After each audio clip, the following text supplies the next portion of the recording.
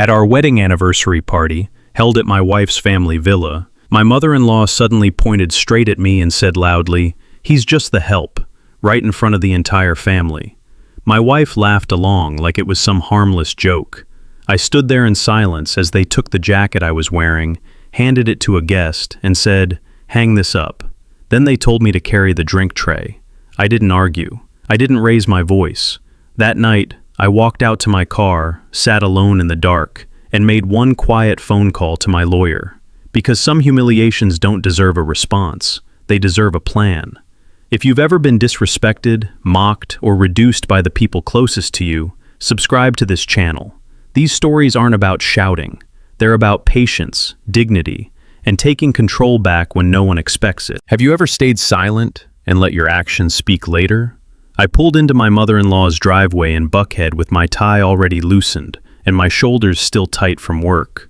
I'd spent the whole day walking warehouses, checking access logs, signing off on a security audit that didn't want to be signed off on. The kind of day where you tell yourself you're tired, but you're also proud, because you handled it, because you always handle it. My son, Malik, sat in the back seat humming to himself, legs swinging, a napkin still tucked into his collar from the chicken nuggets I'd grabbed him on the way. He was 9, still young enough to think every family gathering meant dessert, still old enough to notice the way adults talk when they think kids aren't listening. "Dad, are they gonna have those little cupcakes?" he asked. "Probably," I said. "You just gotta say hello first." He nodded like it was a rule of the universe. The backyard was already loud when we walked in. A grill going, music playing, people laughing a little too hard. My wife Claire waved from the patio with her phone in her hand, cheeks flushed like she'd already had a drink. She leaned down and kissed Malik on the forehead, then brushed her fingers across my shoulder without really looking at me. "Hey babe," she said quick. "Mom's been asking where you were." "I'm here," I said. That was the thing about that family. Being present never seemed to count unless it happened on their time. Donna Bennett, my mother-in-law, stood near the sliding door, holding court like she always did. Big sunglasses, even though the sun was dropping. A white cardigan draped over her shoulders like she was about to host a talk show. Her eyes landed on me and didn't soften. They never did.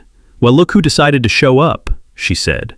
Then she glanced at the tray of chicken skewers someone was carrying and turned her smile toward the group. "Everybody, the help is here." For half a second, nobody reacted. Not because they were shocked, because they were waiting. Like the laugh had to come from the right person first. Then Claire let out a little giggle, not a forced one, not a nervous one. A real laugh, the kind you do when you want someone to know you're on their side. Something in my stomach dropped. I felt Malik's hand tighten around mine. Donna kept going, like she was warming up. "I swear, I don't know how you do it, Marcus. You work all day, then you come here and still manage to serve. A real talent." A couple of her sisters chuckled. Someone said, "That's Donna," like it explained everything. I stood there with my mouth closed, blinking once, like my brain needed time to catch up to what my ears just heard. I've been called names before. I grew up in Georgia. I wore a uniform for years. I learned early that disrespect comes in different accents. But this wasn't a stranger. This was family, or at least what I kept telling myself it was. Claire touched my arm, not to comfort me, to steer me. "Can you help with the plates?" she asked. "Mom wants everything set out a certain way." The word help hung in the air like smoke. I didn't answer. I just nodded once, because that's what I'd trained myself to do in that house. Keep it smooth. Don't make a scene. Don't ruin Malik's night. I walked inside and started moving dishes from the counter to the kitchen island. Forks, napkins, a bowl of potato salad with a handwritten label like we were at a church picnic. I heard laughter outside, glasses clinking, a story Donna was telling in that loud, confident voice. Claire's laugh rose again, bright and easy. In the sink, my hands moved on autopilot. Rinse, stack, wipe. I could do this in my sleep. A cousin I barely knew drifted into the kitchen and leaned against the fridge. "Hey man," he said, lowering his voice. "Don't take it personal. That's just how she jokes." I stared at him. "It's only a joke if everybody's laughing," I said. He shrugged like that was my problem, then wandered back out. When I carried the stack of plates to the patio, Donna didn't even look up. She just pointed toward the far end of the table, like I was an employee she could direct with a finger. "Put those there," she said. "And make sure the kids' cups are separate. We don't want sticky hands everywhere." Claire stood beside her, nodding along, smiling like this was normal, like I was overreacting in my own head. Malik sat on the steps eating a cupcake, watching me quietly. When our eyes met, he didn't smile. He just looked confused, like he was trying to figure out what role I was supposed to be playing. I set the plates down carefully, one by one, then wiped my hands on my pants. "Dad?" Malik called out, soft. I walked over. "Yeah?" He hesitated. "Why'd Grandma say you're the help?" The question landed harder than Donna's joke ever could, because it came from him, because it meant he heard it. It meant he was holding it. I swallowed. My throat felt tight, like there was something stuck there I couldn't clear. "She shouldn't have said that," I told him. "You don't call people that." He nodded slowly, still studying me. Donna's voice cut through the yard again. "Marcus, we need more ice. The cooler's empty." Claire glanced my way. She didn't look apologetic. She didn't look worried. She just waited to see if I'd move. For a second, I stayed still. I watched Malik's face. I watched the way he looked from me to them, like he was learning something without being taught. Then I walked toward the gate, heading to my car, keys already in my hand. The ice was still clinking in the bag when I got back through the gate. Donna didn't thank me. She never did. She just took what I brought like it belonged to her already. Claire was mid-conversation, smiling wide, acting like nothing had happened. Malik stayed close to my side until the night finally ended, and I drove us home in near silence, letting the road do the talking for me. The next morning came too fast. Malik moved slow getting ready for school, dragging his feet through the hallway, backpack half-zipped. I watched him from the kitchen while I packed his lunch. Apple slices, a sandwich, one of those little yogurt drinks he liked. He kept glancing up at me like he had a question stuck behind his teeth. "You okay, Dad?" he asked. "I'm fine," I said. It was the answer I'd used for years. It tasted stale. At the drop-off line in Decatur, cars crawled forward in that same impatient rhythm. Parents leaned out of windows, calling out reminders. A teacher waved at kids and pointed them toward the entrance. Malik unbuckled and paused. "Love you," he said, quick. "Love you too," I told him, and he shut the door. He walked toward the building and didn't turn around. I waited until he disappeared inside before pulling out of the line. At the corner by the crosswalk, I stopped for a group of parents chatting on the sidewalk. I recognized one of them, Claire's friend's husband, a guy named Ben who always tried too hard to sound laid back. He glanced into my car, smirked, and nudged the woman next to him. "Man, Marcus is the one who really knows how to keep things running," he said, loud enough for me to hear. "He's got that whole service thing down." The woman laughed. Another guy chuckled like it was clever. I kept my hands on the wheel. The light turned green. I drove on. It wasn't even the words that bothered me the most. It was how casual they made it, like the story had already been agreed on, like my role had been assigned and passed around overnight like party leftovers. By the time I reached my office, my jaw ached from holding it in place. Around noon, I texted Jamal. He replied a minute later. "Midtown, noon 30, same spot." Jamal Price had been my friend since before my first promotion, back when we wore uniforms and believed hard work automatically earned respect. He'd been through a divorce that nearly broke him, and he carried himself like a man who'd stopped begging for fairness a long time ago. He was already at the table when I walked into the diner, stirring his coffee without looking rushed. He didn't ask how I was. He studied my face instead. "Let me guess," he said. "Donna got bored again." I slid into the booth. "She called me the help," I said. In front of everybody, Claire laughed. Jamal's spoon stopped moving. He leaned back, eyes narrowing, like he was replaying it in his head and deciding what kind of damage that laugh meant. "That wasn't a joke," he said finally. "That was a test." I stared at the menu without reading it. "I keep thinking maybe I'm making it bigger than it is," I said. "Maybe I should have just let it go." Jamal shook his head once, slow. "You're not alone," he said. "You just got used to standing there by yourself while everybody else stayed comfortable." The waitress dropped off my coffee. Steam rose for a moment, then faded. I didn't touch it. Jamal watched me sit with that sentence, like he knew it needed time to sink in. Outside, people kept walking past the window, headed somewhere like their day made sense. My phone buzzed once on the table, Claire's name lighting up the screen, then stopped. I left it face down and let Jamal keep talking. Jamal kept talking, but my mind stayed on that laugh. Not Donna's, Claire's. It followed me through the rest of the day like a bad taste I couldn't rinse out. By the time I got home, Claire had already turned the evening into a schedule. Malik's homework was spread across the dining table. His soccer cleats sat by the door like proof we still had a normal life. Claire stood at the counter scrolling through her phone, tapping fast, like she was handling something important. "Tomorrow my mom wants Malik after school," she said without looking up. I set my keys down. "Since when?" "Since now," she replied. "She's taking him to get fitted for a suit for your cousin's wedding. It'll be easier if she just handles it." "I can take him," I said. Claire finally looked up, her eyes flat. "Marcus, please, don't make everything a fight." I almost laughed at that. Almost. "I didn't start a fight," I said. "I asked a question." She sighed like I was exhausting her. "It's just, my mom's already upset about yesterday. Let's not add to it." "Upset? About what? Calling me the help?"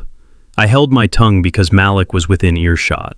He sat at the table, pencil moving, shoulders hunched like he was trying to disappear into his worksheet. Claire pointed toward the calendar on the fridge. "And on Saturday, we're going to Aunt Sheila's. You should ride with me and Malik.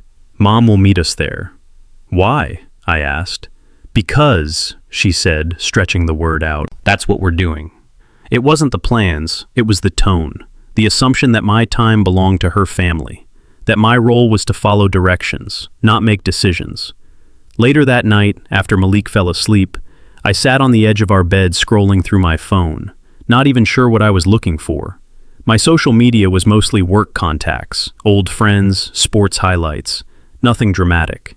A new message popped up from an account with no profile picture. The name was just a string of numbers. "You don't know me. I used to work for Donna Bennett. I saw what she does to people. Be careful."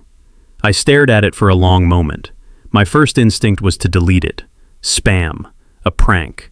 Somebody trying to stir up trouble. Then another message came through. "She makes you look crazy. She pushes until you react. Then she tells everyone you're the problem. She's done it before." My thumb hovered over the screen. I typed back, "Who is this?"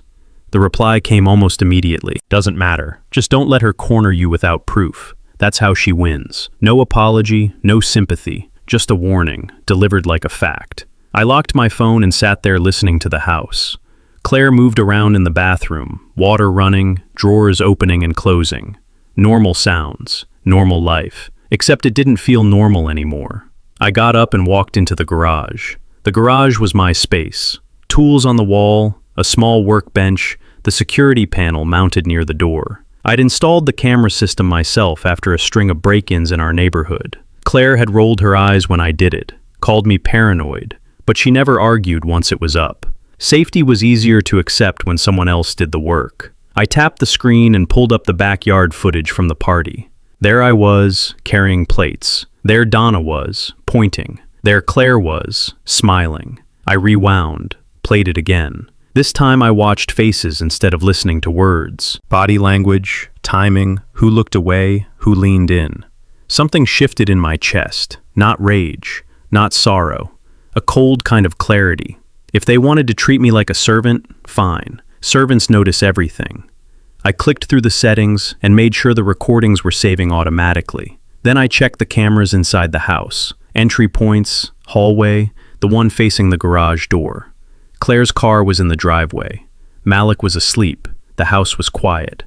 I stood there with my hand resting on the edge of the workbench, staring at the screen, letting that anonymous message settle in my gut while I kept scrolling through the footage one more time.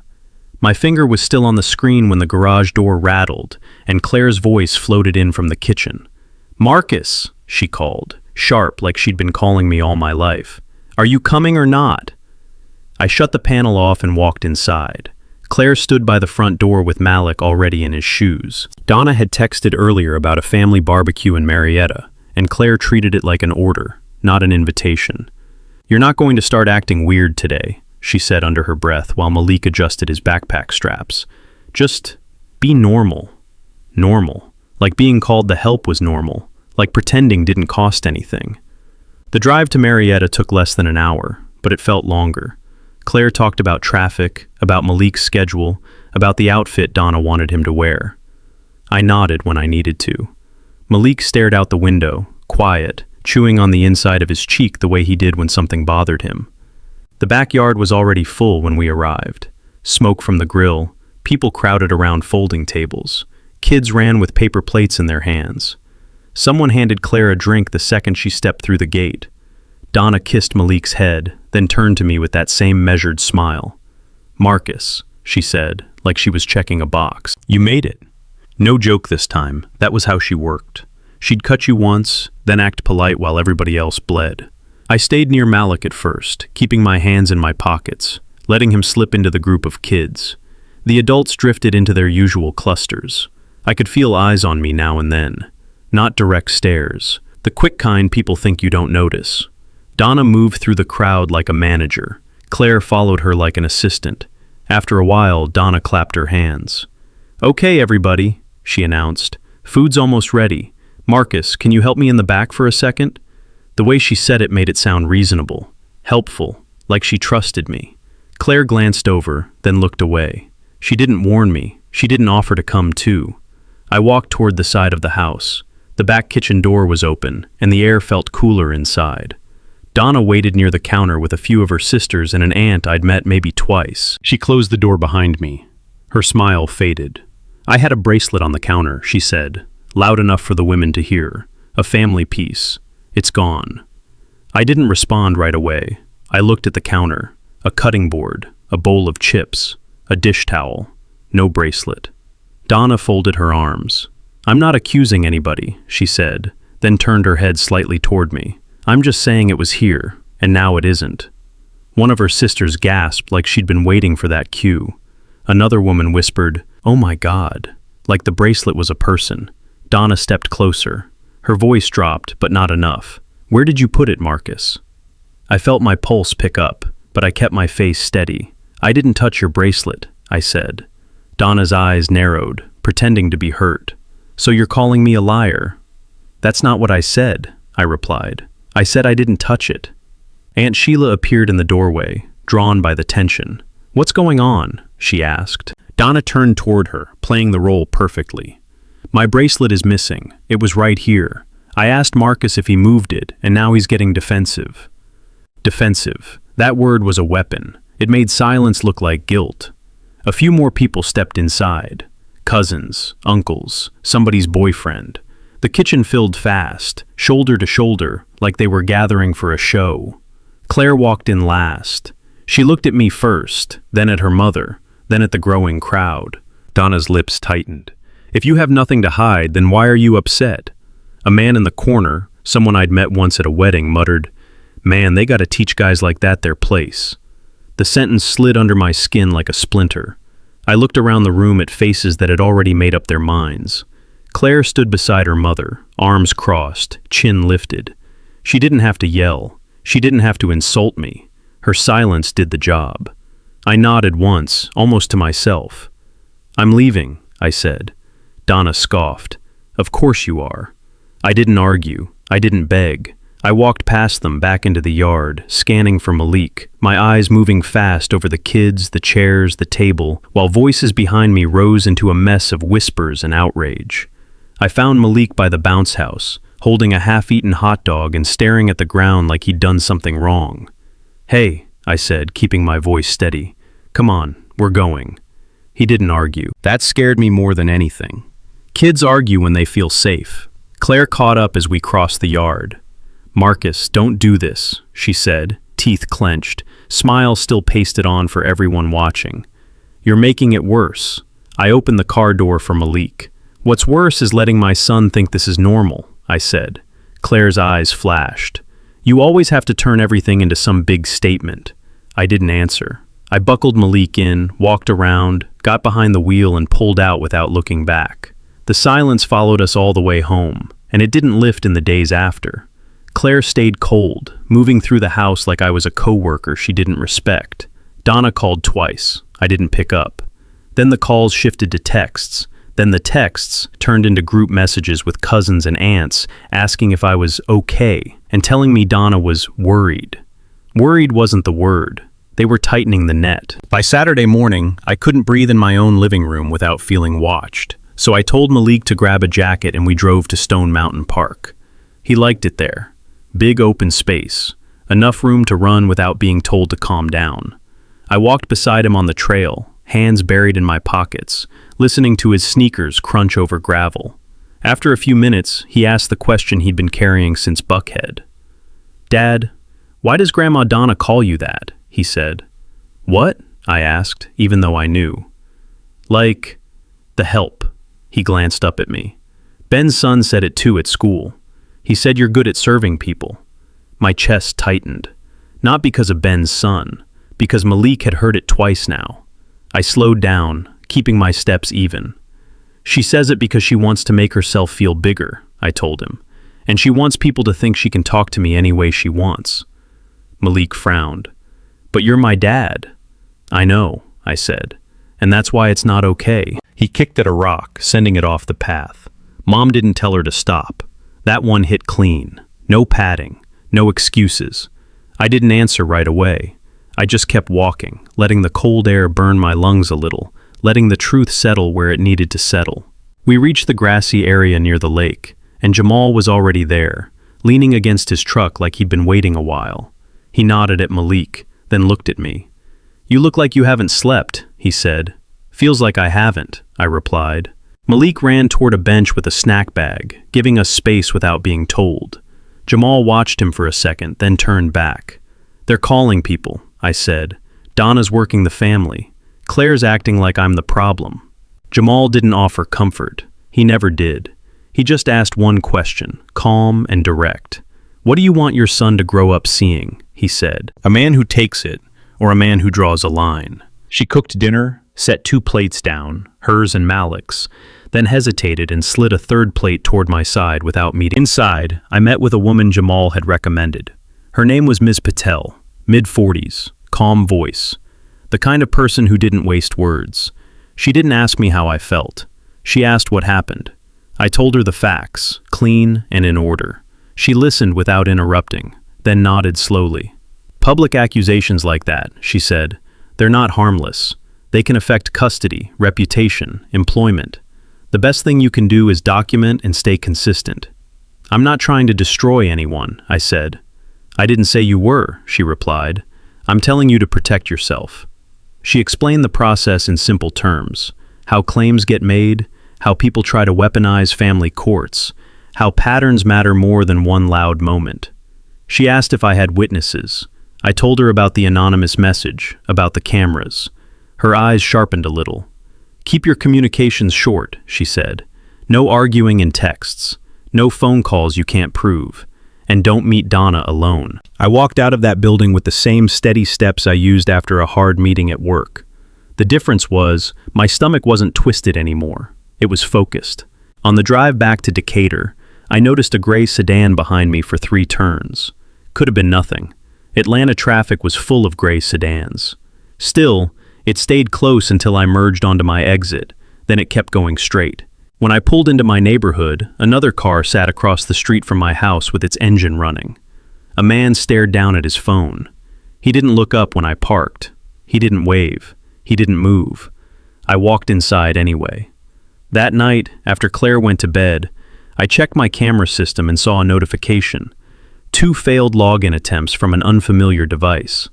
The location wasn't Atlanta. The username wasn't mine. A few minutes later, my phone buzzed with a text from a number I didn't recognize. "Don't make this bigger than it needs to be." No name, no context, just that sentence. I didn't reply. I screenshot it, saved it to the same folder as everything else, and turned my phone to silent. From the hallway, Malik called out in his sleep, a soft mumble, and Claire shifted on the bed like she'd heard it too. I walked past their door, paused, and kept going to the kitchen to pour a glass of water, while my eyes stayed on the window facing the street. The next afternoon, I walked into the school gym in Decatur with Malik's backpack slung over my shoulder and a folded flyer in my hand. It was one of those family events where teachers smiled too much and parents tried to look involved. Malik ran off to join his friends near the tables, and I stood by the wall, scanning for his homeroom teacher so I could say a quick hello. Donna arrived 10 minutes later like she owned the place. She wore a cream coat and pearls, the kind of outfit that made her look respectable before she even opened her mouth. Two women trailed behind her, one of her church friends and a cousin I recognized from Marietta. Claire wasn't with her. That was on purpose. Donna spotted me and walked straight over, smiling wide enough for anyone nearby to see. Her voice carried, not loud, just clear. "Well," she said, tilting her head, "they let you come today." A few parents glanced over. I kept my expression neutral. "I'm here for my son." Donna's smile didn't change. She leaned closer like she was sharing a secret.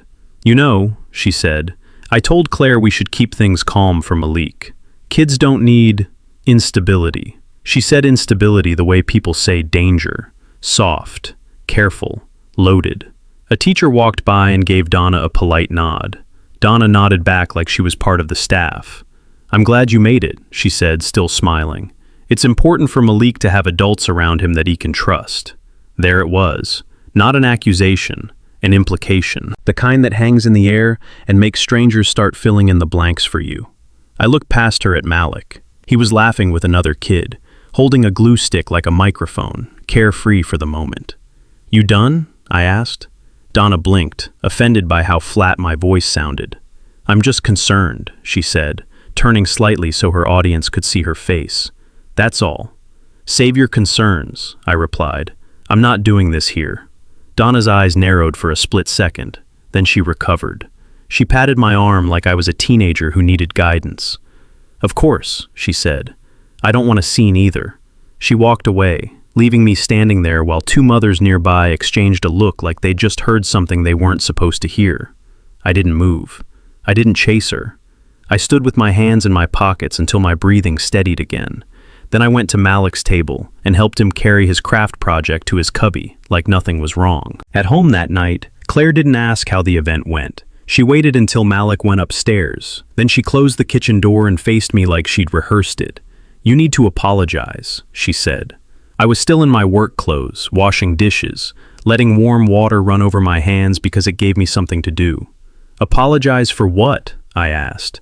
"For embarrassing my mom," she said. "For making her feel attacked." I turned off the faucet. She came to Malik's school and implied I wasn't trustworthy. Claire's eyes filled fast, like she could summon tears on command.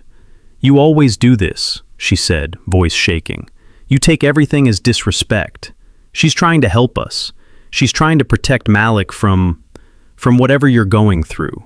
I stared at her. "What I'm going through?" Claire wiped her cheeks and shook her head like she was heartbroken. "If you don't make it right," she said, "I'll do what I have to do. I won't let you disrupt Malik's life." There it was, the threat dressed up as motherhood. I picked up a plate, dried it, and set it in the cabinet. My hands stayed steady even while my chest tightened. Malik's footsteps thumped upstairs. He laughed at something on his tablet, completely unaware. Claire waited for me to break, to beg, to promise. Instead, I turned the water back on and kept washing, staring at the bubbles gathering in the sink while the words from that text, "Don't make this bigger than it needs to be," ran through my head again. The next morning, Claire acted like nothing had happened. She packed Malik's lunch, asked him about his spelling test, even hummed while she wiped down the counter. That was her favorite trick, reset the house so I looked like the only unstable one. I waited until Malik was on the bus before I checked my messages again. The anonymous account had sent one more line overnight. "I can meet you, Midtown, if you're serious." I didn't answer right away. I took a breath, then typed back a time and a place. No extra words. By noon, I was sitting in a small diner off Piedmont Avenue, the kind of place where the coffee refills keep coming, and nobody asks questions. I picked a booth near the wall, back to the corner out of habit, and waited with my phone face down. A woman walked in wearing a gray hoodie and jeans. She looked around once, spotted me, then slid into the seat across from me without smiling. "You Marcus?" she asked. "Yes," I said. She studied my face like she was deciding whether I deserved the truth. "My name's Tasha," she said. "I used to clean for Donna. 2 years. Then she tried to ruin me. I didn't interrupt. I just nodded. Tasha kept her voice low, but it didn't shake. She does it the same way every time, she said. She picks something small, something you can't prove. Then she makes a big show so everybody sees you as guilty before you even speak. What about Claire? I asked. Tasha let out a short breath. Your wife learned from her. That's her daughter. That sentence landed like a weight. Tasha leaned forward. Here's the part you need to hear, she said. Donna always sets it up in a dead zone. No witnesses, no cameras. She'll move something, hide something, then call people in like she's shocked. She wants the crowd. The crowd is the weapon. I felt my fingers tighten around the edge of the table. You're saying she staged the bracelet thing, I said. I'm saying she staged plenty, Tasha replied. And when you try to defend yourself, she calls you aggressive, unstable, dangerous. She doesn't have to say the word. Folks fill it in. I stared at the coffee cup in front of me. My mind went back to Marietta, the kitchen, the way Donna's eyes stayed calm while everyone else panicked. Tasha reached into her pocket and slid a small folded paper across the table. It was a list of dates and names, written neat. These are people she did it to, she said. Not all of them will talk. Some moved away, some got scared, but it's real. I didn't ask for more. I didn't thank her with some emotional speech. I tucked the paper into my wallet. Why are you telling me this? I asked. Tasha shrugged. Because I wish somebody had told me. When I got home, I didn't confront Claire. I didn't mention Tasha. I walked into the garage, opened my laptop, and pulled up the footage again. Buckhead, then Marietta, then anything with Donna near the house. This time, I wasn't watching for insults. I watched for movement. There it was. Donna in my hallway, alone for a few seconds, hands adjusting something on a shelf. Donna stepping into the guest room like she belonged there. Donna at the kitchen counter when she thought nobody noticed, fingers slipping behind a bowl, then pulling back as if she'd only been straightening it. A pattern, a habit. She didn't act like a woman who feared being caught. She acted like someone who counted on nobody looking closely. I heard the front door open. Claire's voice carried down the hallway, calling for Malik to hurry up. I minimized the video feed, but my eyes stayed on the timestamp in the corner, locking it into memory. They had been relying on the same thing the whole time. Confusion, denial, no proof. I saved the clips in a new folder with a simple name, then backed them up again before I shut the laptop and walked inside to help Malik with his shoes. Malik's shoelaces were still untied when Claire told me her aunt wanted a family sit-down. Aunt Sheila's place, she said, smoothing her hair like she was getting ready for church. Everyone's coming. We're going to clear the air. Clear the air. That meant they'd already agreed on a story and needed me to accept my part in it. I didn't argue. I told Malik to grab his tablet and his jacket. Then I went to the garage and slipped my flash drive into my pocket. Aunt Sheila lived in Cobb County, the kind of neighborhood where every yard looked trimmed by the same company. When we pulled up, cars lined the curb. I saw Donna's sedan. Allowing myself one slow breath, I took Malik's hand and walked to the front door. Inside, the living room was packed. Donna sat in the main chair like it was her house. Claire's cousins filled the couch, arms crossed, faces set. A few older men stood near the fireplace, whispering like judges before a verdict. People looked at Malik for a second, then looked away. Donna smiled when she saw me, like she was happy I'd finally come to my senses. "Marcus," she said, "thank you for being mature enough to show up." I didn't sit. I stayed near the doorway with Malik beside me. Aunt Sheila patted the air like she was calming a room. "Let's just talk," she said. "No yelling, no blaming."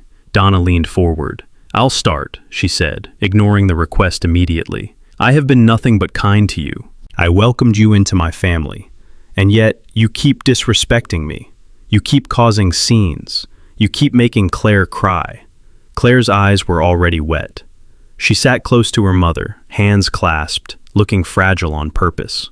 "I haven't slept," she said, voice shaking. "Malik's been confused.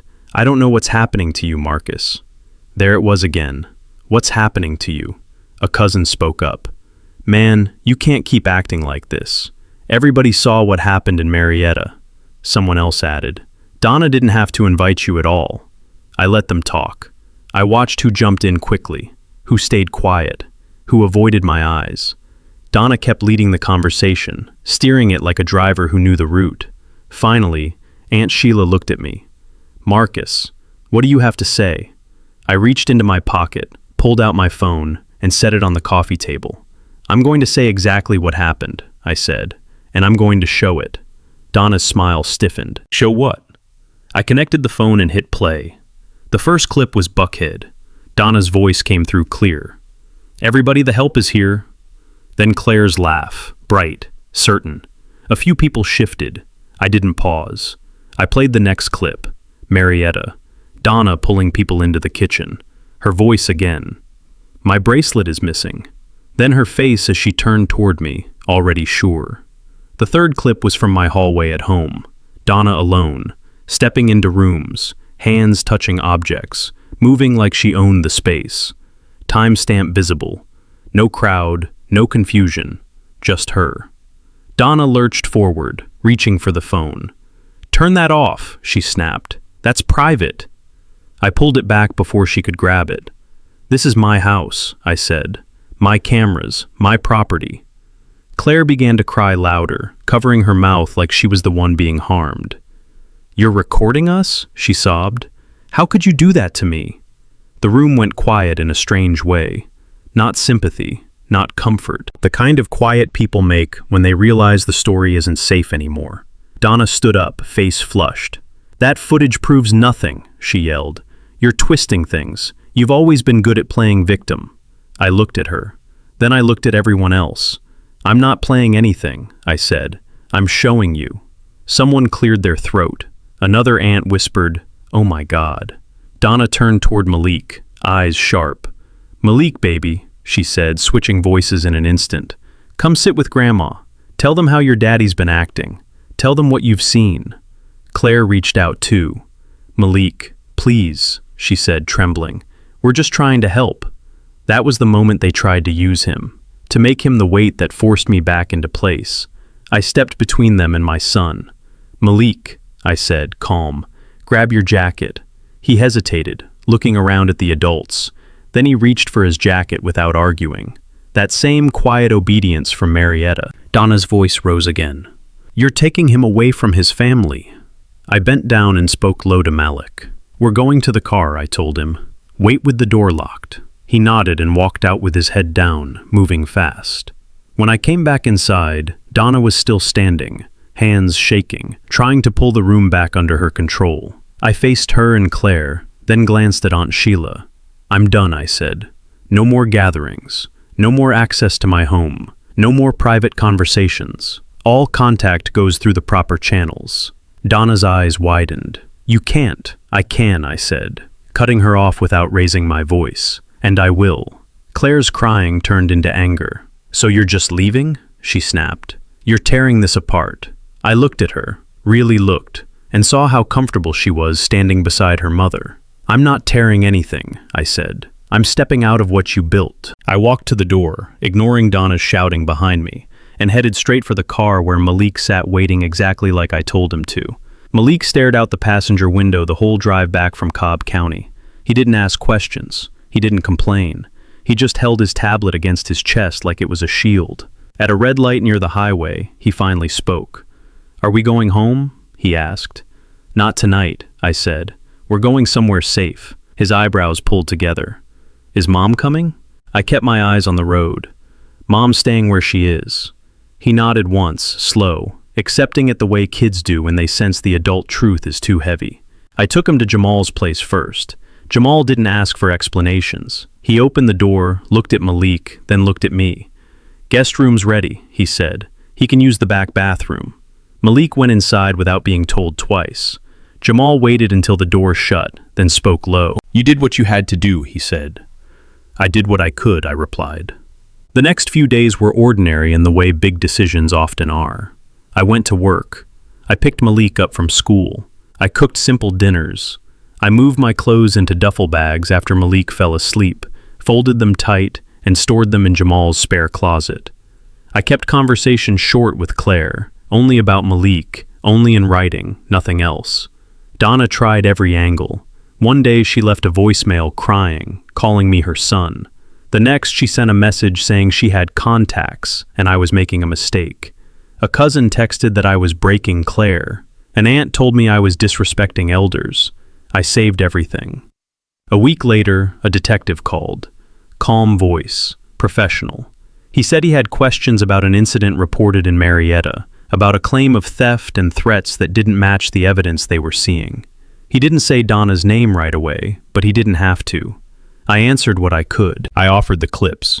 I kept my tone even. Facts, not feelings. Claire called that night, not to ask about Malik, not to apologize. "You're really doing this," she said, voice tight. "I'm not doing anything," I replied. "I'm letting the truth sit where it belongs." Silence filled the line. Then she whispered, almost like she couldn't help herself. "You're trying to ruin my mother." I didn't raise my voice. "Your mother did that to herself." After that, her calls stopped.